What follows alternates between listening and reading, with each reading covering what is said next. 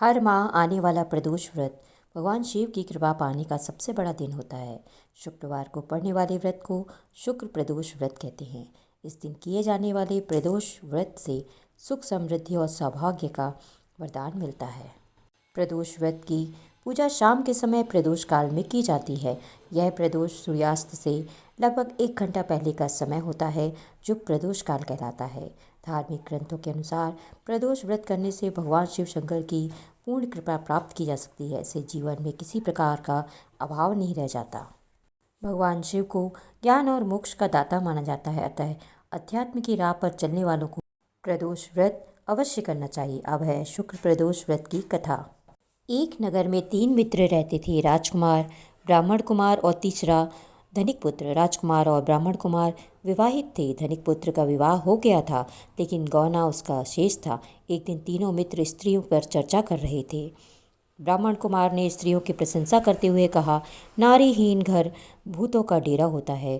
धनिक पुत्र ने यह सुना तो तुरंत ही अपने पत्नी को लाने का निश्चय कर लिया। तब धनिक पुत्र के माता पिता ने समझाया कि अभी शुक्र देवता डूबे हुए हैं, ऐसे में बहू बेटियों के उनके घर से विदा करवा कर लाना शुभ नहीं माना जाता। लेकिन धनिक पुत्र ने एक बात नहीं सुनी और ससुराल पहुंच गया। ससुराल में भी उसे मनाने की कोशिश की गई, लेकिन वो जिद पर अड़ा रहा और कन्या के माता पिता को उसकी विदाई करनी पड़ी। विदाई के बाद पति पत्नी शहर से निकले ही थे कि बैलगाड़ी का पहिया निकल गया और बैल की टांग टूट गई। दोनों को चोट लगी, लेकिन फिर भी वो चलते रहे। कुछ दूर जाने पर उनका पाला डाकुओं से पड़ा, जो उनका धन लूट कर ले गए। दोनों घर पहुँचे। वहाँ धनिक पुत्र को सांप ने डस लिया। उसके पिता ने वैद्य को बुलाया तो वैद्य ने बताया कि वो 3 दिन में मर जाएगा। जब ब्राह्मण कुमार को यह खबर मिली तो वो धनिक पुत्र के घर पहुंचा और उसके माता पिता को शुक्र प्रदोष करने की सलाह दी और कहा कि इसे पत्नी सहित वापस ससुराल भेज दें।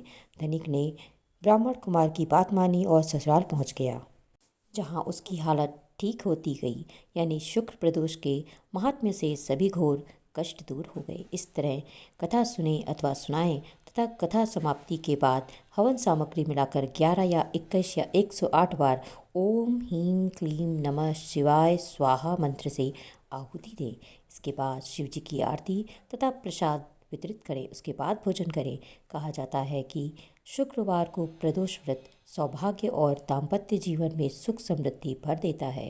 यही कारण है कि प्रदोष व्रत का खास महत्व माना जाता है। इसलिए शुक्र प्रदोष के दिन यह कथा अवश्य पढ़नी व सुननी चाहिए।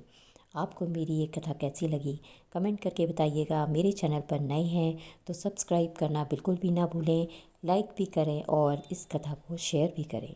ओम नमः शिवाय।